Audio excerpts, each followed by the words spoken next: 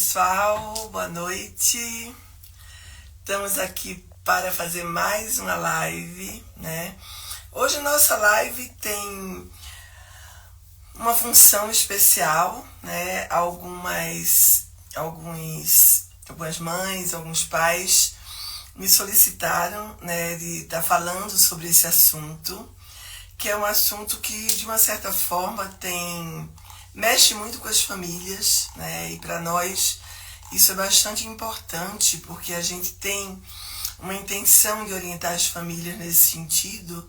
E quando você está diante, né, da separação dos pais, a gente sabe que uma série de situações acontecem, né? E a nossa live de hoje tem o título de Separação dos Pais. É possível que os filhos não sofram diante dessa situação? É assim, né? A gente hoje observa um cenário completamente diferente daquele cenário que a gente via antigamente, né? Aqueles casamentos duradouros, né? Que as pessoas viviam 50, 60 anos casados. Hoje a gente tem visto inúmeros casos de famílias, né, que se desfazem com até pouco tempo, né, de casamento, tá? E quando essas famílias têm filhos, o que acontece é muito delicado, dependendo da idade da criança. Eu vou falar um pouco sobre isso. Eu tenho muita experiência em atender pais que estão em processo de separação, porque a gente trabalha numa clínica pediátrica, né? Os pediatras estão vendo todo dia esse processo acontecer, né? Então hoje, assim, tá ficando cada vez mais raro esses casamentos durarem tanto, né? As mudanças no modo de vida das pessoas, toda a diversidade, né, das famílias, tudo isso corrobora para que, de uma certa forma, comecem a acontecer cenários de separação num tempo muito mais curto do que a gente espera dentro dos casamentos, né? Eu tenho visto casais com 2, 3 anos de casado, com filhos muito pequenos, se separarem, né? Então, assim, as pessoas muitas vezes não se preparam para o casamento e quando entram nessa situação, que é uma situação diferente de que habitualmente vive, apesar de que muitos casais na atualidade têm, eu digo, feito um test drive, né? Têm morado juntos antes de casarem. Então a gente sabe que isso acontece e que a gente tem visto isso cada vez mais, né? Então é muito interessante a gente pensar, né, que apesar dos filhos, né, mesmo os pequenos, eles terem, assim, na hora da separação, eles serem um peso muito pequeno, né, porque muitas vezes os pais demoram a se separar por causa dos filhos, mas o que a gente tem que perceber é que jamais ele deve ser o único motivo para que o casal continue juntos, porque na minha visão terapêutica é muito melhor que o casal se separe, desde que eles não estejam vivendo bem, do que eles continuarem vivendo juntos por causa dos filhos, né? E começarem a brigar, começarem a fazer coisas que os filhos olham de uma maneira bastante negativa, né? A gente sabe que a separação dos pais é um momento, assim, muito difícil para as crianças. E eu costumo dizer aos pais uma coisa bem importante. Quando os pais me perguntam, né? É possível sair de uma separação e os filhos não sofrerem? Aí eu digo sempre que não é possível. Os filhos, independente da forma como os pais se separam, existe um sofrimento natural pela perda da família nuclear integrada, né? Mas os filhos vão sofrer mais ou menos de acordo com o que os pais fazem, né? Então, assim, se a separação é uma separação mais amigável, se a separação é uma coisa que foi compartilhada de um jeito onde as pessoas foram se preparando para que ela acontecesse. Os filhos têm realmente um nível de perturbação relacionada à separação muito menor do que aqueles que vivem uma grande batalha durante a separação dos pais. A separação de pais, gente, é um momento dificílimo, de muitas mudanças para os filhos, a gente sabe disso. Essas mudanças nem sempre são boas, como eu falei antes. Às vezes o casal conduz a separação de uma maneira errada, né? De uma maneira deficitária para as crianças. As crianças não sabem o que fazer nesse contexto, né? Então, a criança ou adolescente sabe que ele vai ter que reconstruir um mundo novo, né? Que a criança vai ter, e isso é muito importante, né? Vocês, colegas que estão aqui, que trabalham com criança e adolescente, a gente contextuar com as crianças a ruptura do casamento, porque é ilusório que depois de uma separação as crianças vivam, né, dentro de um contexto extremamente tranquilo, né, se a coisa não for conduzida de uma maneira correta, tá? Qual é essa maneira correta? Quando eu falo que a criança tem que observar a ruptura do casal, é que essa coisa de você se separar e você ir tomar café da manhã na casa da sua ex-esposa com seus filhos, isso não é uma coisa funcional para as crianças. Por quê? Porque as crianças, dependendo da idade que elas estão, principalmente se elas forem pequenas, entre mais ou menos os 4 e 8 anos, as crianças trazem uma ideia fantasiosa muito grande em relação aos pais reatarem essa relação. E muitas vezes essa fantasia, ela adentra no mundo interno situações tão difíceis que a criança pode começar a desenvolver alguns tipos de comportamentos inadequados emocionais, tá? Em função delas verem que essa separação ela foi concretizada de uma maneira errada, mas foi, e que os pais não vão voltar, né? Eu tenho uma criança que eu estava atendendo, ela começou a ter, e isso foi muito interessante, porque eram 2 irmãs gêmeas, e elas começaram a ter sintomas psicossomáticos. Uma delas vomitava, tinha ânsias de vômito, né? E a outra, uma falta de ar enorme, em função de que elas viviam longe de um pai ou da mãe, e aí a gente sabia o quanto era difícil todo o processo para elas duas, né? E quando a gente estava trabalhando com uma delas, ela disse, entendi, se eu tenho 8 anos, se eu não posso modificar mais essa situação em que meu pai e minha mãe não podem mais viver juntos, eu tenho que fazer alguma coisa dentro de mim para que eu consiga conviver com isso sem tanto sofrimento. Então, isso é uma forma da gente começar a fazer uma interação com a criança de como ela pode se comportar em função das situações que ela está vivendo naquele momento. A coisa da guarda dos filhos também é algo muito importante, né? Eu sou muito favorável à guarda compartilhada, tá? Porque na minha experiência clínica com criança, é importante que o pai tenha uma forma de viver com os filhos mais intensiva, como a mãe tem essa oportunidade. Eu gosto muito da guarda compartilhada semanal, tá? Porque a criança transita de uma casa para outra de uma maneira tranquila, ela tem roupinhas dela na casa do pai, tem a roupinha dela na casa da mãe, e ela faz esse movimento de uma maneira saudável, né? E principalmente no início é muito importante se conversar sobre isso com as crianças, né?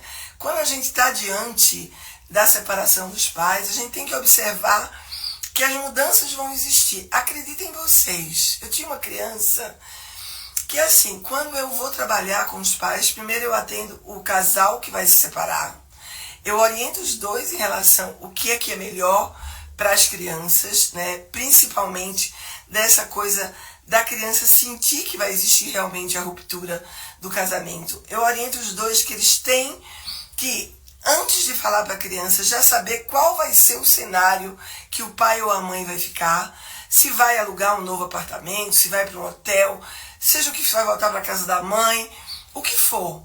Os pais precisam, antes de tudo, ter isso bem delineado, né? Por que isso? Porque é importante que a criança saiba aonde o pai ou a mãe vai ficar, né? Que hoje, cada vez mais, a gente tem visto situações em que a mulher sai de casa. Eu já tenho vários casos aqui no meu consultório, né? Então, o que acontece nesse cenário? A gente dizer para a criança, o papai vai morar em tal lugar, eu vou te levar lá para você conhecer, propicia na criança uma situação de segurança. Para vocês terem uma ideia do que eu estou falando, eu atendi uma criança de 7 anos, uma menina, que eu fui trabalhar esse novo formato, né, que ela iria viver com os pais. A criança vai ter 2 casas e ela vai estar transitando.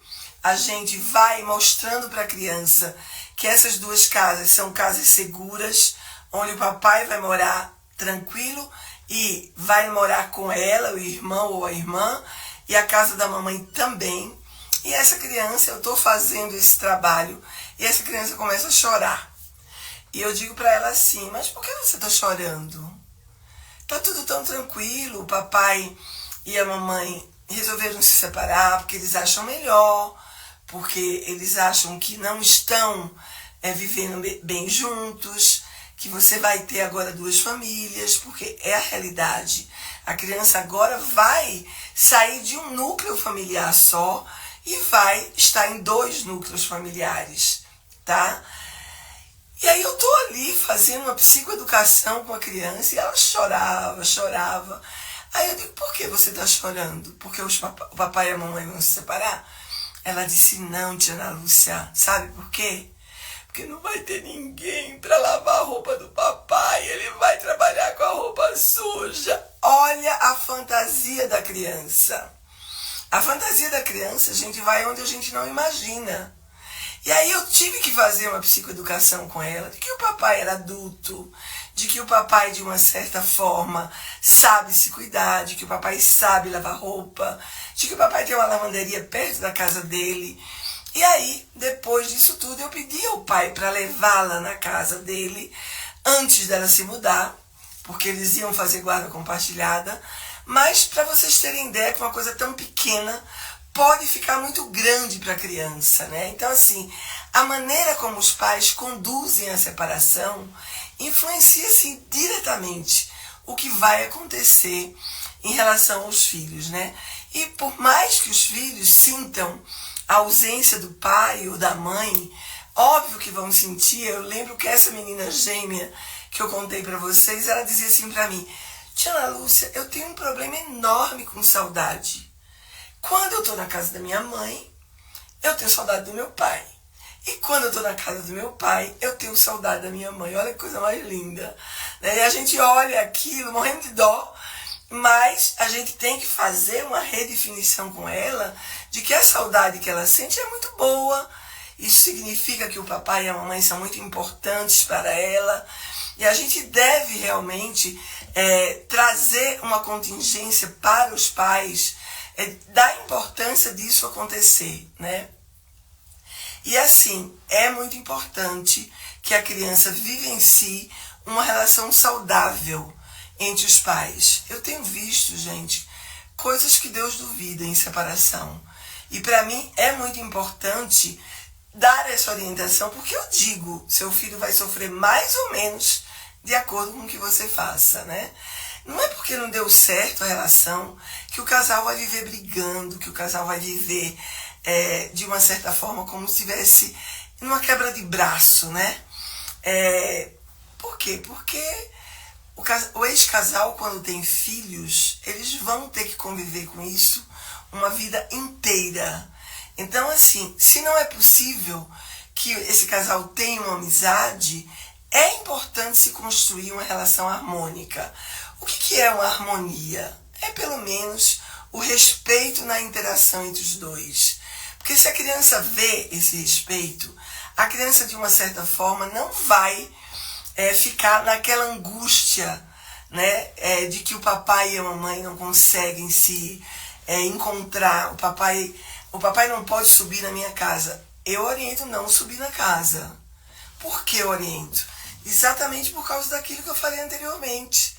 Porque, principalmente as crianças menores, elas têm uma ideia fantasiosa de que se meu pai está aqui, pode ser que ele volte a morar aqui amanhã. Então, eu já tive um caso gravíssimo de uma menina que desenvolveu um transtorno alimentar muito grave em função de que ela parou de comer. Porque se o pai não ia tomar café da manhã com ela, ela não comia. Então isso é muito grave, né?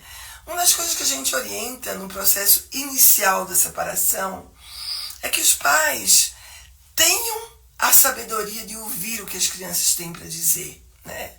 Porque, gente, não é nada fácil uma criança pequena, de uma certa forma, externalizar as emoções, dizer que está sentindo muito porque o papai e a mamãe vai ter que sair de casa, que o papai e a mamãe não vai mais morar aqui. Gente, os sentimentos da criança podem e devem ser levados em consideração máxima.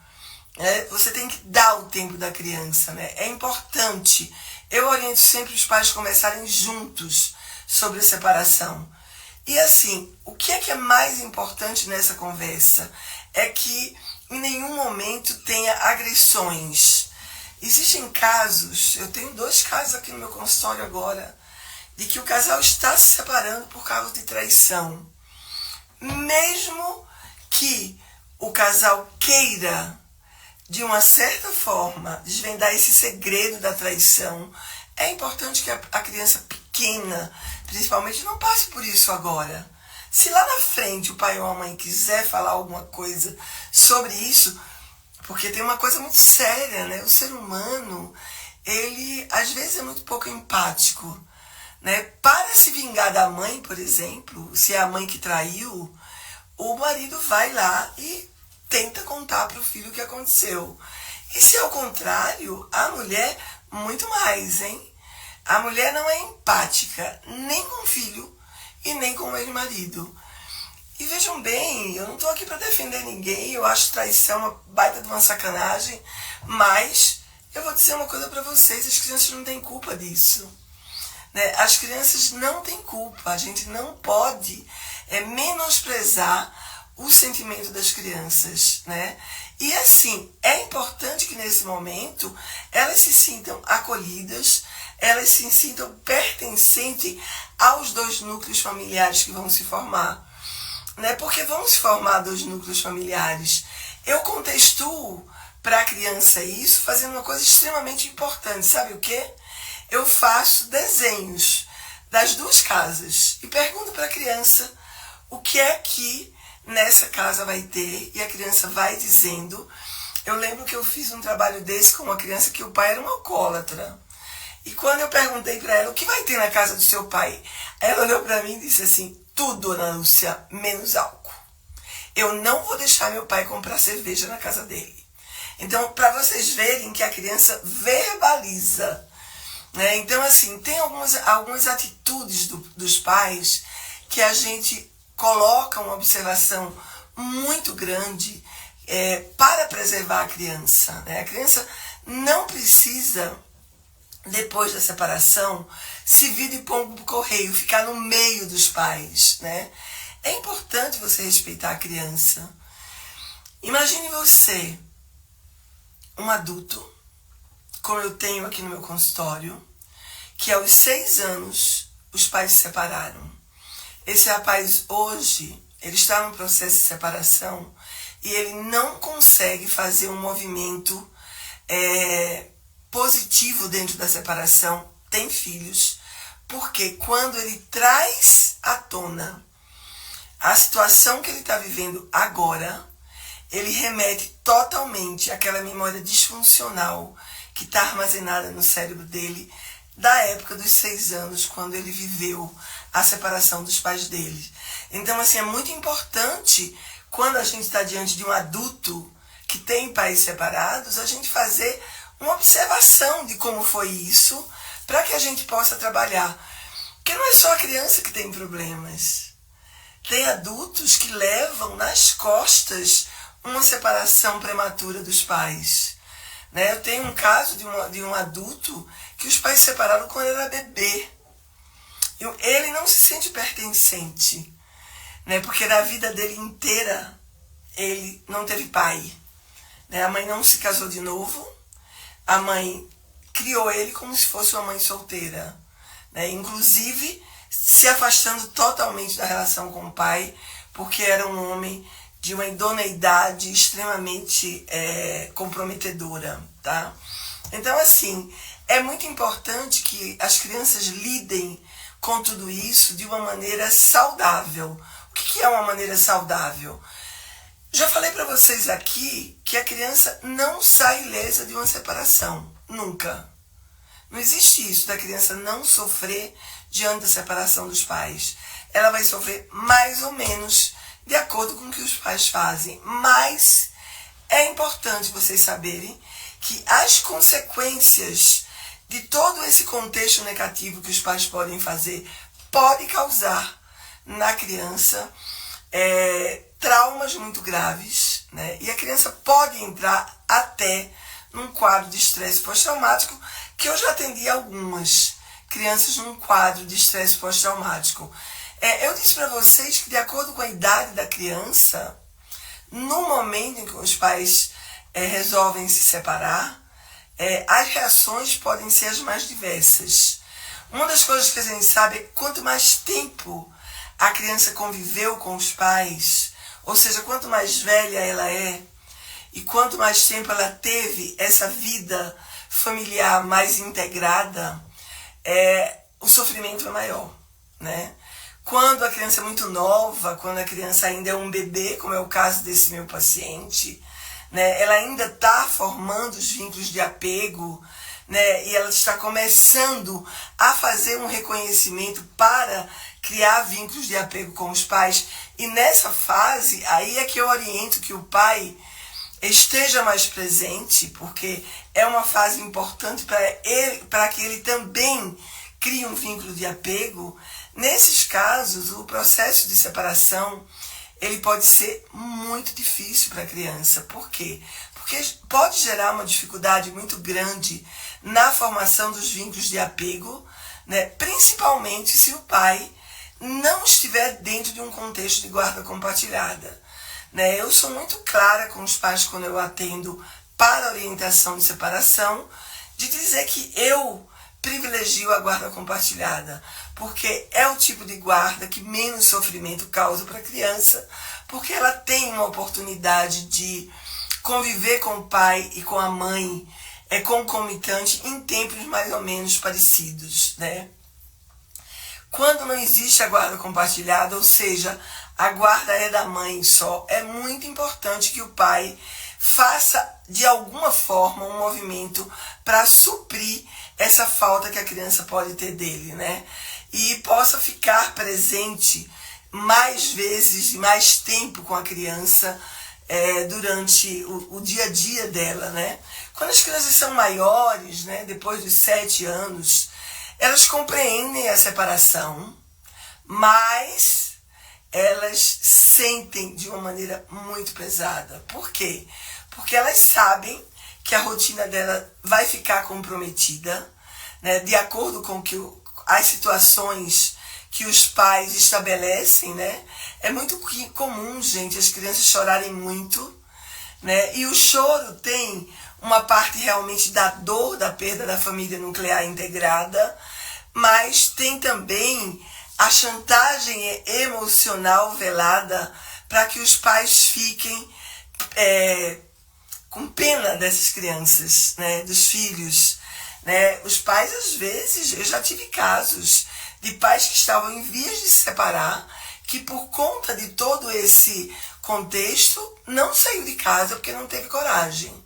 Então é muito pior, porque a criança continua vivenciando os episódios de briga, continua vivenciando os episódios terríveis que os pais promovem dentro de casa, né? Então isso é muito ruim. Então a gente orienta realmente que o casal, quando resolve se separar, sentar com os filhos. Eu prefiro que seja separadamente, se tem mais de um filho, e conversem. É importante contar realmente da decisão da separação, sem precisar adentrar a parte mais picante da situação. Não precisa contar se houve traição, não precisa contar se houveram brigas. Né? É fundamental que o casal deixe muito claro para a criança que a separação ocorreu por divergência na relação do casal e que a criança não tem nada a ver com isso, tá? Essa separação é importante e os pais conseguem fazer, né? Quando de uma certa forma os pais resolvem se separar, logo que a criança nasce, gente, acontece muito isso, né?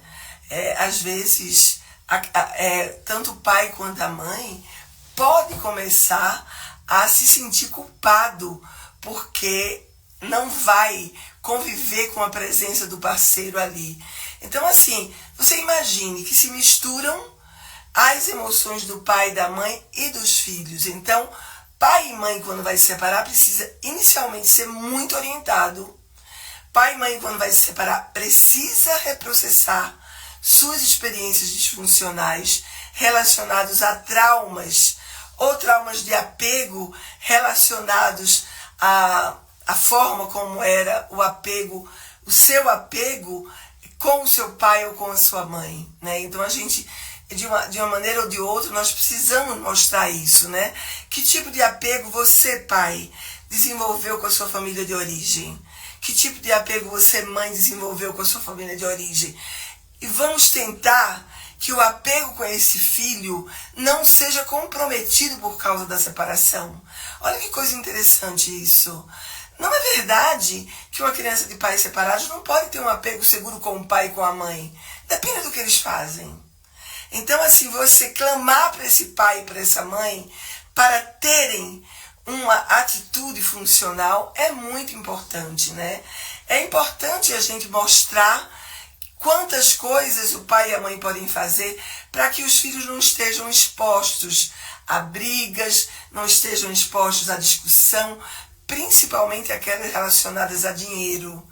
Né? Eu tive uma criança de 8 anos que veio discutir comigo se a mãe devia ou não ficar com metade da casa da praia. Gente, isso não é assunto para a criança ter na rede de memória dela. Mas não é mesmo. Né? Os pais têm que ter esse discernimento de que as crianças não precisam adentrar um mundo que é do adulto. Né? A relação de divisão de bens é do adulto pai e do adulto mãe. Da adulta mãe. Né? Não é da criança. Então, os pais pensarem sobre isso é muito importante. Tem algo que acontece muito claro com alguns casais, é que a separação foi uma separação mal resolvida e os casais ficam se agredindo mutuamente por intermédio dos filhos. Né? Então, assim, falar mal do pai, falar mal da mãe é algo que pode acabar fazendo com que as frustrações de um ou de outro, elas potencializem a doença interna do filho, tá? É verdade, sim, algumas crianças podem desenvolver traumas por causa da separação dos pais. Então, essas situações graves podem gerar na criança conflitos muito graves, né? E se ela ainda é muito pequena, ela vai conviver por muito tempo com essa situação, né, emocional tão complexa que o próprio cérebro dela não consegue, de uma certa forma, enfrentar. Né? Então, é muito importante os pais estarem muito atentos a isso. Né? Tem algumas coisas que a gente orienta os pais fazerem, né? E tem algumas coisas que a gente orienta os pais não fazerem. Eu vou falar para vocês algumas coisas nessa direção e depois eu vou falar um pouquinho sobre a terapia EMDR, que é a terapia que eu trabalho hoje, né, com assim, um retorno terapêutico muito bom para famílias onde os pais se separaram, né?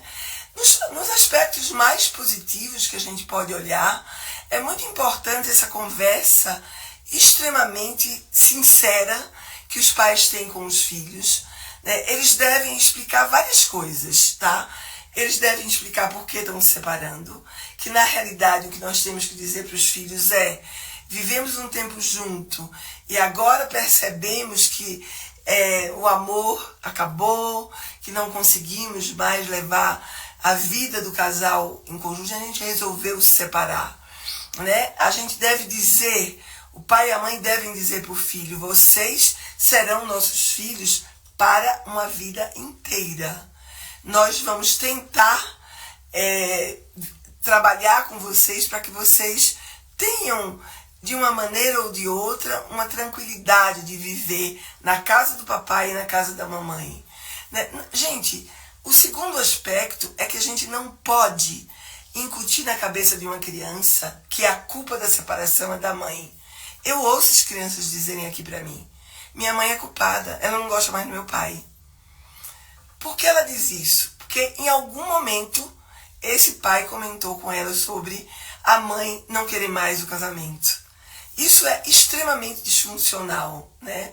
Por quê? Porque você não assegura que o seu filho vai ficar bem, né? Você não assegura que o seu filho também não vai se sentir culpado de dizer: será que eu fiz alguma coisa para minha mãe não gostar mais do meu pai?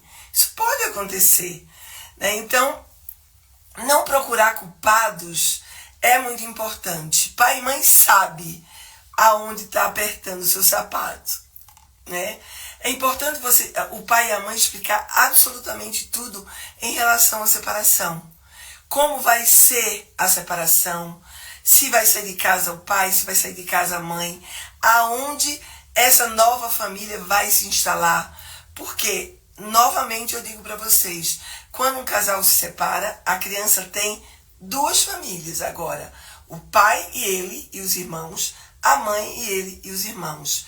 Então, depois, se o pai ou a mãe se casar novamente, a família vai ser da mesma forma: o pai e a madrasta e os filhos, a mãe, o padrasto e os filhos. Então, isso é muito importante. A gente deve explicar para as crianças todo o contexto relacionado à visitação.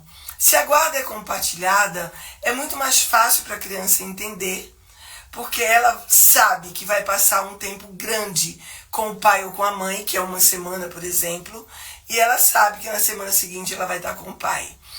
Eu oriento sempre que nessa semana que ela está com o pai ou com a mãe, quando a guarda é compartilhada, que durante a semana o pai e a mãe convide a criança para ir em casa, vá buscar na escola, vá tomar um lanche com a criança, para que você não fique tanto tempo longe da criança. Porque para a criança é muito importante esse contato mais diário, né? É importante que a gente não tire a criança das rotinas que elas vivem, né?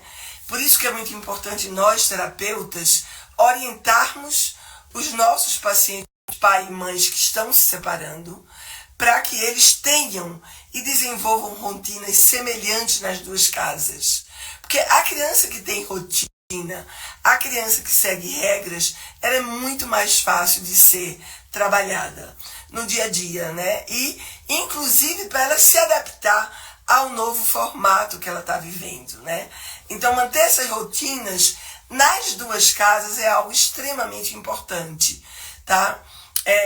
Depois da separação, é importante que não seja feita nenhuma mudança radical na vida da criança, como, por exemplo, mudar de escola a criança, sabe? Não é uma coisa saudável naquele momento, porque a criança já teve perdas importantes, né, da família nuclear,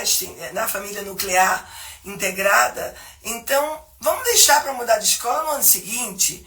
Por quê? Porque aí a criança já vai ter, de uma certa forma, já se acostumado com o formato que ela está vivendo naquele momento, né? É muito importante. Eu vou dizer para vocês uma coisa agora, que já falei anteriormente, mas vou reforçar.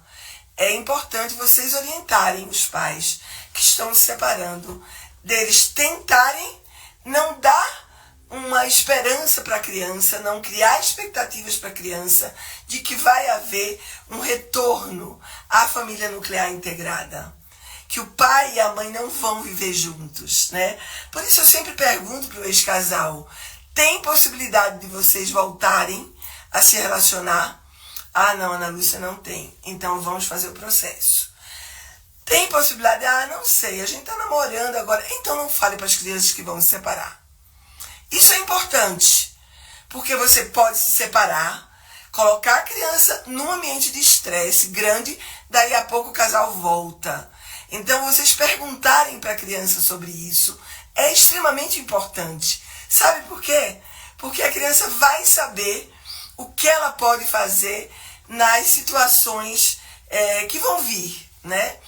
É muito importante, gente, a gente dentro desse contexto observar o que vai acontecer com outros parceiros. Eu tenho uma criança que ela tinha 7 anos quando os pais se separaram. E o pai não morava aqui, o pai morava fora do Brasil. Todas as vezes que ela ia, era um menino, que ele ia para a casa do pai, ele estava com a namorada diferente. E o pai apresentava aquela namorada como namorada, né? Então, ele um dia falou para mim, no meio da consulta, eu estava fazendo o MDR com ele, trabalhando numa situação da escola. E aí ele disse, sabe, tia Ana Lúcia, quando eu crescer, eu não vou ser galinha igual ao meu pai. Eu olhei assim, que história é essa, fulano? Aí ele disse, eu não contei pra você, o meu pai é um galinha. Obviamente que ele deve ter ouvido isso da mãe. Né? A criança nem usa esse termo, né? E aí ele me... Tá? Por que é muito grave? Porque o modelo de homem dessa criança é esse pai. E aí ele diz, eu não vou ser um galinha. Então, assim, é super importante quando os pais forem se relacionar novamente, de terem o cuidado de observar se aquela relação é uma relação mais segura, se é uma relação de compromisso ou se é uma relação passageira. Se for uma relação passageira, eu não oriento que esses pais falem para os filhos que estão se separando, né? Por quê? Porque é importante o filho saber que o pai vai se relacionar novamente com uma outra pessoa, mas e não ver o pai a cada dia que encontra o pai, como por exemplo uma mulher diferente, né? É muito importante quando a gente está diante de situações assim delicadas, né? Eu tenho uma família que os pais se separaram e o rapaz assumiu uma relação homossexual e é muito importante como nós vamos trazer isso para a criança. É um trabalho pós-separação. Então, eu normalmente oriento se isso acontecer. Comigo já aconteceu 4 vezes. 3 vezes com homens que se separaram e 1 vez com mulher. Então, isso acontece na prática clínica da gente. Então, nós temos que primeiro trabalhar a separação com a criança, contextualizar as 2 famílias, como a gente normalmente faz, e depois, quando a criança já estiver bem, a gente vai falar sobre o pai estar namorando com uma pessoa que é do mesmo sexo. Né? Esse meu pacientinho, ele falou para mim assim, mas tia Ana Lúcia, homem não namora com homem. Como é que meu pai vai namorar com um homem? Aí você tem que fazer uma psicoeducação.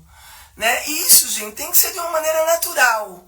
Porque o pai simplesmente trouxe o parceiro para dentro de casa e disse para ele que era namorado, só. Isso não é uma coisa saudável para a criança. A gente tem que preparar a criança não sabe disso. Né? Então, eu chamei o pai, fiz questão de não fazer a psicoeducação sozinha, chamei o pai no consultório e fiz uma psicoeducação com o pai. Eu disse para a criança, olha, realmente, menino, na sua cabecinha não namora com menino. Mas, hoje, alguns meninos namoram com menino. E tudo bem.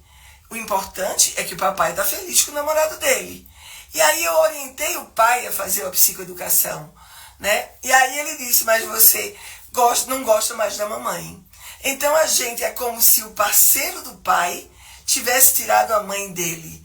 Então é muito importante nós termos cuidado com as novas formações familiares, né, gente? Por quê? Porque é muito importante a gente explicar as coisas que são básicas, né? Como eu acabei de falar.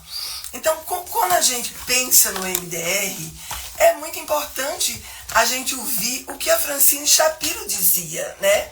Ela dizia o seguinte, que na melhor das hipóteses, os filhos testemunharam a erosão do relacionamento dos pais.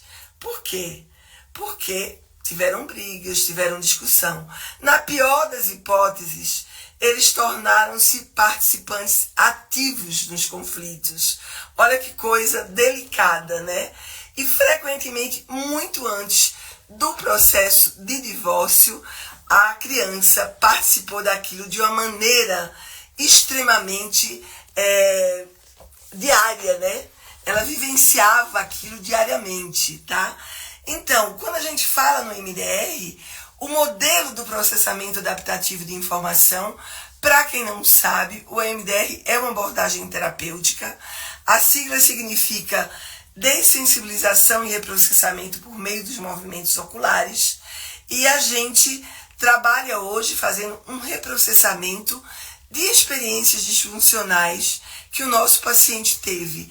Separação de pais é uma experiência disfuncional. E eu estava falando que o modelo que rege o MDR é o modelo do processamento adaptativo de informação, que ele é especialmente aplicado em experiências de divórcio, em famílias com crianças, né, que trazem elementos muito graves do passado, né? É muito importante a gente pensar na tríade que nós trabalhamos no MDR, que é o passado, presente e futuro.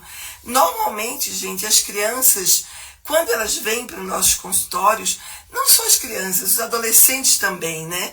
Elas trazem lembranças aflitivas das discussões dos pais, né? Que continham ali coisas bem sérias, que continham ali uma tristeza muito grande para a criança de ver o pai maltratando a mãe e a mãe maltratando o pai, né? Então, é muito importante a gente saber o que a criança viveu. Eu já tive crianças aqui que separaram o pai e a mãe quando o pai estava sendo violento com essa mãe. Então, a gente precisa saber o que a criança viveu para que a gente possa trabalhar. A criança pode ter vivido outros incidentes passados assim muito graves, né? Violência física é algo que machuca muito, né? O pai sair de casa sem dar a menor satisfação para a criança, isso pode ser um evento traumático. E o impacto de tudo isso pode permanecer na rede de memória da criança de uma maneira que muitas vezes a criança pode disfarçar, mas muitas vezes ela pode trazer em forma de um sintoma, e às vezes um sintoma grave, né? O trabalho com o MDR, com as crianças e adolescentes, vai ajudar a criança a liberar os sentimentos irracionais de ter que assumir a responsabilidade pessoal pelos problemas que o antigo casal sofreu, né? Isso é muito importante, né? Além dessa resolução interna que a gente consegue propiciar para a criança, né? É muito importante a gente saber que a criança vai liberar, a criança vai reprocessar aquelas experiências traumáticas que advêm do trauma da separação dos pais, né? A combinação da terapia familiar e do MDR vai facilitar, nesse momento, o objetivo geral do tratamento adaptável para a criança, né? Onde a gente vai conseguir trabalhar as situações graves que aconteceram pré-divórcio, e a gente reprocessa essas situações e a gente vai trabalhar com as situações que a criança está passando relacionada ao próprio divórcio em si, né? A terapia MDR, ela é muito usada junto com a terapia familiar sistêmica de família, né? Eu gosto bastante, eu sou terapeuta sistêmica de família e casais, e ela tem uma forma de se conectar. Por quê? Porque nos 8 estágios do tratamento de MDR, relacionados às questões de divórcio, a gente pode utilizar as 3 etapas da terapia de MDR. Passado, o que aconteceu lá, a gente pode reprocessar.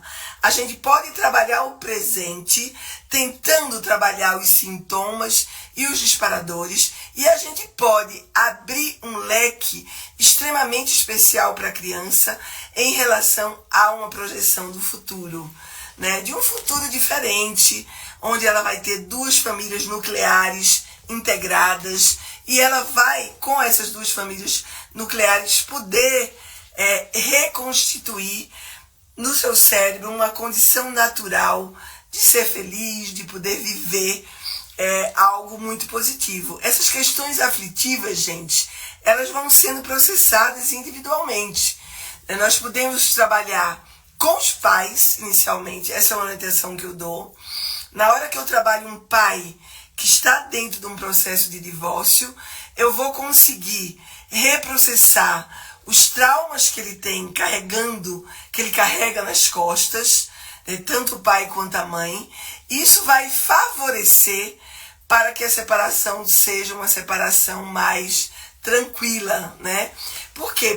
Porque enquanto essas questões aflitivas são processadas individualmente, eu posso trabalhar na terapia familiar a reestruturar a criança dentro dos 2 núcleos familiares que ela está formando agora.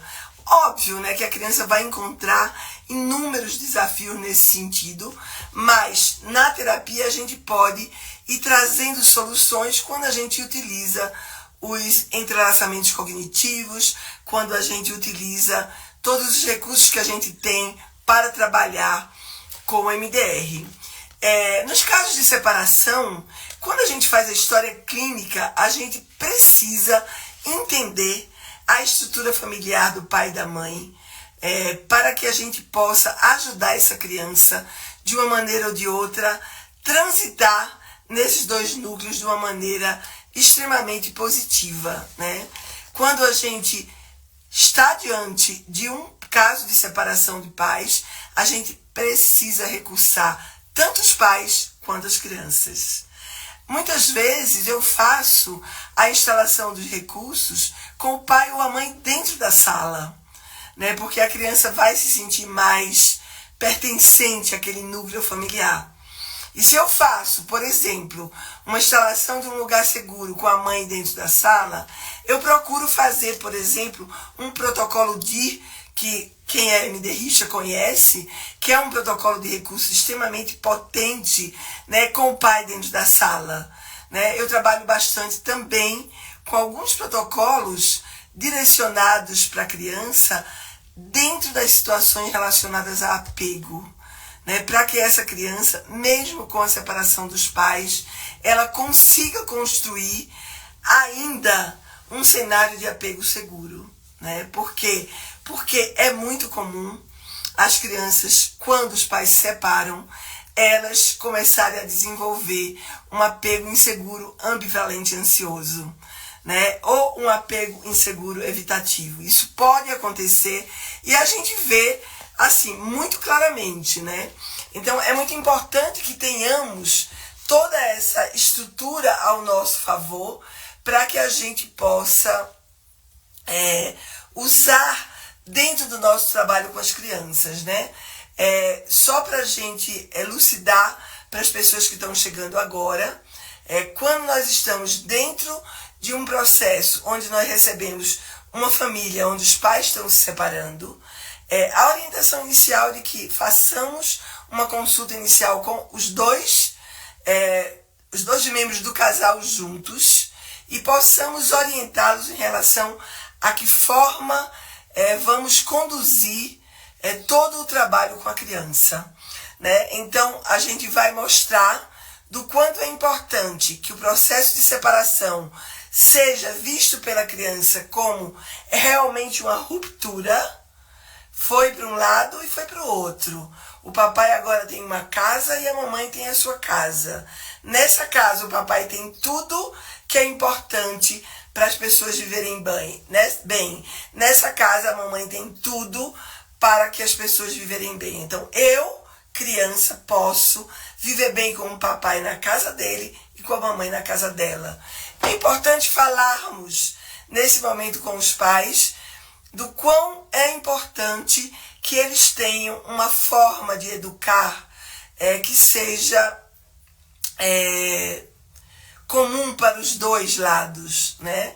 É muito comum os pais, quando se separam de uma maneira difícil, eles terem procedimentos na educação de uma maneira inadequada. Isso pode gerar graves problemas no desenvolvimento da criança. A gente trabalha muito com desenvolvimento infantil e a gente sabe que um dos fatores extremamente graves na interrupção de algumas áreas do cérebro ou na dificuldade de desenvolvimento de algumas áreas do cérebro estão ligadas à forma como as crianças entraram num processo de separação difícil. As crianças vivenciam tudo aquilo e elas começam a viver de uma maneira regredida, onde ela não consegue fazer um movimento de desenvolvimento saudável, né? Então, assim, é muito importante que os pais saibam disso. Porque se as crianças têm rotinas que são rotinas favoráveis ao desenvolvimento delas, elas vão entrar nessas rotinas de uma maneira saudável, tanto na casa do pai como na casa da mãe. Tá? Então isso para nós é extremamente importante. Por quê? Porque nós, como terapeutas, podemos mostrar o quanto o pai, podemos explicar para o pai e para a mãe o benefício de que essa educação tenha uma sintonia de um lado e do outro, né? Porque filhos que vivem, gente, dupla mensagem, podem psicotizar. Tem pesquisas que trazem que pacientes esquizofrênicos têm graves cenários de duplas mensagens na educação. Olha que coisa grave.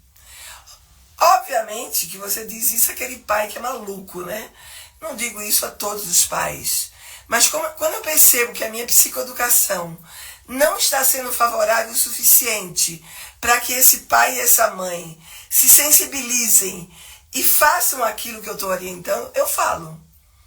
Lê a pesquisa tal, onde você vai ver que um dos fatores que levou um grupo de pacientes a desenvolver esquizofrenia, um dos fatores é dupla mensagem dada pelos pais. E a gente vê isso muito quando a gente conversa, principalmente com crianças maiores, porque elas deduram os pais. Elas falam exatamente o que está acontecendo. Então, para nós é muito importante ter uma escuta apurada para as crianças, né? Deixar a criança falar, né? Realmente ter uma escuta apurada e ser funcional na nossa fala. Porque quando você orienta, eu faço algumas sessões do pai com a criança, da mãe com a criança, para quê? Para que esse núcleo familiar ele fique mais coeso, né? É muito legal a gente fazer, às vezes, um trabalho de pais, de um pai com filhos, 2, 3, em uma única sessão. Porque a gente vai poder orientar como eles podem montar um cenário positivo para a vida deles daqui para frente. Então, assim, esse respeito é algo que é importante a gente mostrar para a criança, né? Que a gente tem que mostrar que, a partir do divórcio, eles vão levar uma vida normal. E eles vão levar uma vida normal se esse divórcio for algo tranquilo, né? Porque é muito difícil quando o nosso paciente, criança, traz que está vivendo um cenário de inferno dentro de casa em função da separação dos pais. Então, cabe a nós tirar a criança desse contexto e orientar esses pais. Porque vejam bem, gente, quando os pais se separam, cada um tem a sua razão. Outro dia eu ouvi de uma mãe: você está defendendo meu ex-marido. Nem conheço o ex-marido dela. Mas, na cabeça dela, o fato de eu orientá-la como eu estou orientando vocês aqui, era uma forma de eu estar defendendo o marido dela. A loucura do ser humano vai onde ele leva, entendeu? Então, a gente precisa ter um referencial para orientar esses pais. Eu digo assim, olha, isso é o melhor para o seu filho, você vai fazer se você quiser. Porque alguns pais não seguem as orientações. Como aquele que, mesmo eu dizendo, não vá tomar café da manhã na casa da sua filha, porque ela é pequena e ela vai fazer um movimento fantasioso de que você vai voltar para casa. Não deu outra. Ele começou a falhar nas idas aos cafés da manhã e a criança começou a parar de comer e desenvolveu uma anorexia nervosa. Acreditem no que eu estou falando. Isso deu trabalho, viu? Deu trabalho. E esse pai, eu já tinha dado alta para a criança. Esse pai, uns 6 a 8 meses depois que eu dei alta para a criança, volta sozinho e me diz que ele não sabe o que fazer. Aí eu olhei só para ele e disse: você foi orientado, agora vamos ter que tratar ela, você vai ter que gastar dinheiro para tratá-la. E essa menina ficou comigo 2 anos em terapia, 2 anos. Por quê? Porque estava dentro de um contexto de trauma grave da separação dos pais, desenvolve como comorbidade um transtorno alimentar grave que ela não sabia sair dele. Então ficou 2 anos em terapia. Então é muito importante que tenhamos o discernimento de orientar os pais passo a passo, depois atender a criança. Vários casos de crianças que eu atendi, que depois de eu orientar os pais, e os pais fazerem tudo aquilo que eu orientei, traz a criança para que eu faça uma avaliação de como essa criança está. E eu digo para os pais: não vou colocar essa criança em terapia, ela está ótima.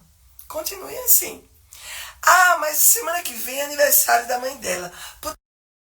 Não podemos fazer um jantar juntos, tá? Não devemos fazer o jantar juntos, gente. Não devemos, tá? Por quê? Não devemos fazer o jantar juntos. Porque a criança, de uma maneira ou de outra, ela vai fazer esse movimento de contextuar um cenário que não vai mais acontecer, né? Que é o cenário onde a criança vai estar com o pai e sem a mãe junto. Então, é muito importante que estejamos atentos às falas da criança, tá? Então, para a gente concluir a nossa live, que nós estamos assim com um tempo quase esgotado, né? Eu vou responder a pergunta do início da nossa live. Separação dos pais. É possível que os filhos não sofram diante dessa situação? É. Pouco. Os filhos vão sofrer? Pouco, tá? Dependendo do que os pais fazem. Não existe separação dos pais que os filhos não tenham um grau pequeno de sofrimento, principalmente no impacto da separação, tá? Mas se esses pais fazem algum tipo de movimento positivo, o sofrimento da criança é infinitamente menor, né? E nós estamos de sobreaviso para diminuir todas as questões emocionais que possam surgir, que advêm de uma separação, principalmente uma separação traumática, né? Então, eu oriento vocês sempre, que é o que eu faço, em função de eu trabalhar numa clínica pediátrica há 22 anos, todos os casos de pais que vão se separar, os médicos mandam para nós, psicólogos, para que a gente faça uma orientação inicial do que poderia ser melhor para que as crianças tivessem um nível de sofrimento menor. E isso tem sido, assim, fenomenal, tá? E o MDR nos traz um fortalecimento muito grande no nosso trabalho, porque as experiências traumáticas que essas crianças tiveram, a gente consegue, de uma certa forma, reprocessar, né? E eu também reprocesso as experiências traumáticas dos pais. E assim, não é que eu vou para terapia, eu faço algumas sessões com o pai e com a mãe para reprocessar aquele cenário, para que possamos adentrar um cenário diferente pós-separação, ok? Eu queria agradecer a presença de todos vocês, tá? Tem uma pessoa que me perguntou aqui que se o MDR pode ser utilizado com autistas. Eu vou dizer a você que sim, eu tenho alguns pacientes autistas, tá? Principalmente para ajudar o paciente autista a fazer um reconhecimento de emoções, o paciente autista conseguir captar algumas habilidades que ele ainda não conseguiu, então a gente consegue fazer um trabalho bem elaborado com pacientes autistas. Então eu queria agradecer a todos, tá? Queria agradecer as supervisoras que me acompanham, que estão aqui, tá? Grata a vocês por estarem aqui prestigiando a nossa live, tá? E a gente se vê na semana que vem, tá bom? Um beijo grande a todos e bom fim de semana, tá?